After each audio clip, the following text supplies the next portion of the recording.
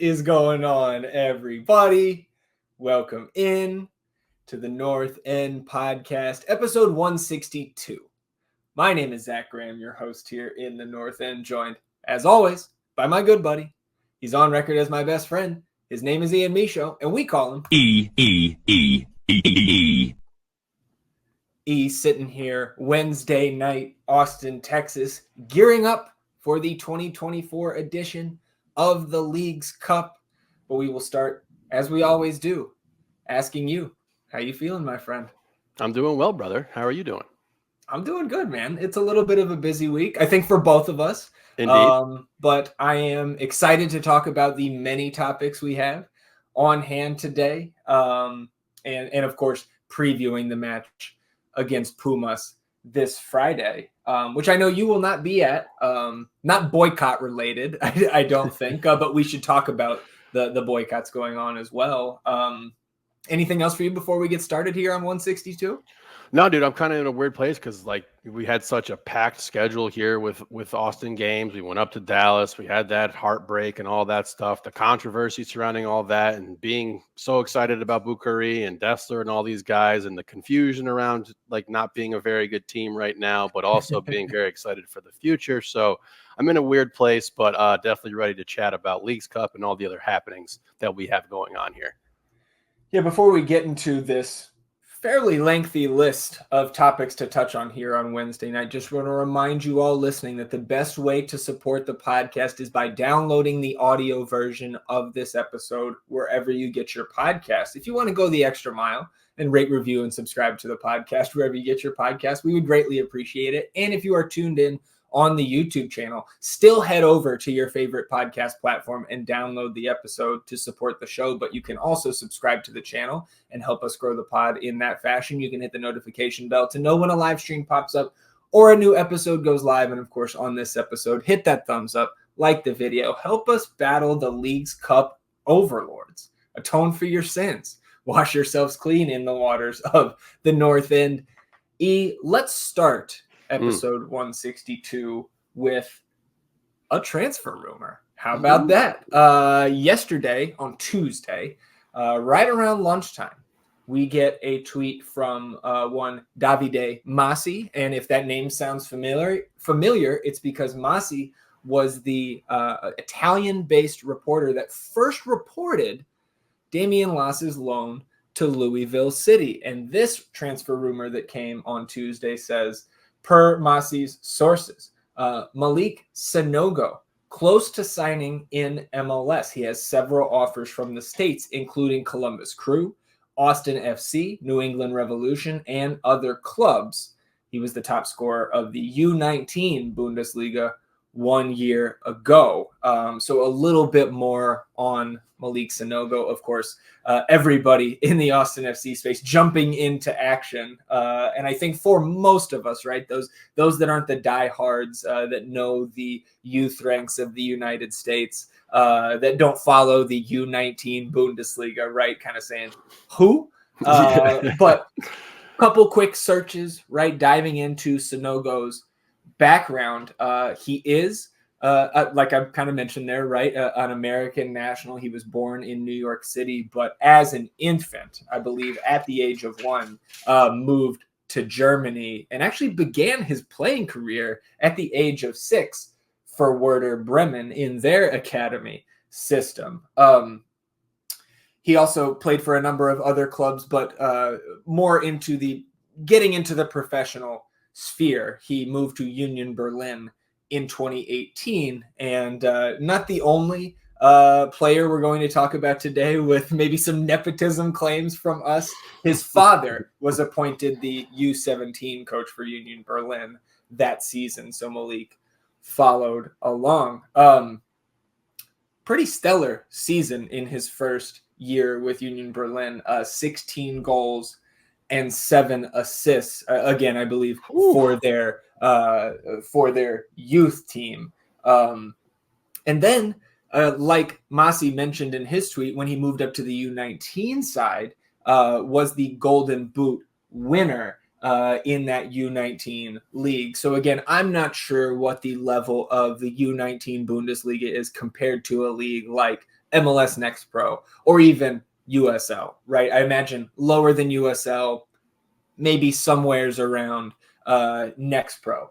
But there's no doubt that, right, 17 goals is something serious. Really, no matter what league you're playing in, you are at the top, I would imagine, of the goal scorers in that given league. So between his Union Berlin U17 and U19 61 appearances, 44 goals. So at least at those levels, right, playing who's in front of him, Sanogo certainly has a nose for goal. Of late, he, after that U19 stint with Union Berlin, he joined FC Nuremberg 2, so the development team of FC Nuremberg, which I did learn today. The nickname for Nuremberg is Der Klub in Germany. So I guess when we move to like, okay, how does this make sense in the context of Austin FC?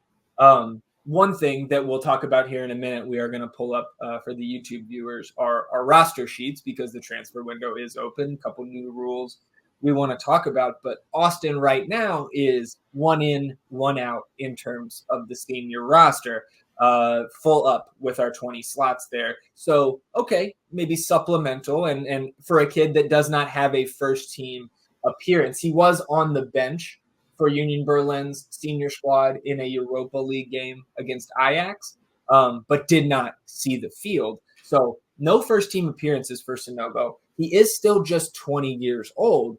So supplemental spot, I mean, that would be great, right? No matter what Sanogo signs or where he signs and what roster designation, he won't take up an international slot for any club being that U.S. national. But for me, this, and again, we can talk about the U22 slots, right? Obviously, Jean Kolmanich taking up the only slot for us after Musa Jite's departure a month ago.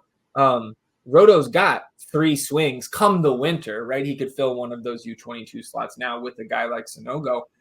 And I think a U22 slot makes the most sense to me because of Masi's sources saying that there are multiple offers on the table for this kid. I wouldn't think that we'd be duking it out with the likes of the Crew and the Revs for a guy that we're all trying to stick on our supplemental roster. But maybe, right? So I'm treating this as a potential U22 candidate, which again would mean senior roster spot and that somebody on that senior roster has to be outgoing before August 14th when the transfer window closes. So long-winded there about Sanogo. I think this is an intriguing, somewhat exciting rumor. As I expect a couple more rumors to probably come to the surface over the next 3 weeks. But what say you about Malick Sanogo? We certainly have need at striker. Yeah, absolutely. First thing I saw was he was 6'1". And I was like, oh, there we go. We've been asking for some size, some height out here, some athleticism. That's great. I thought that your observation there was quite astute in regard to how he could fit in, where we would fit in, and the fact that if there's other teams competing for him, it's probably not for that supplemental roster spot, like you said there. It's interesting because I was chatting with our buddy TJ, a fellow North Ender, up in 123. It was halftime of the Charlotte game.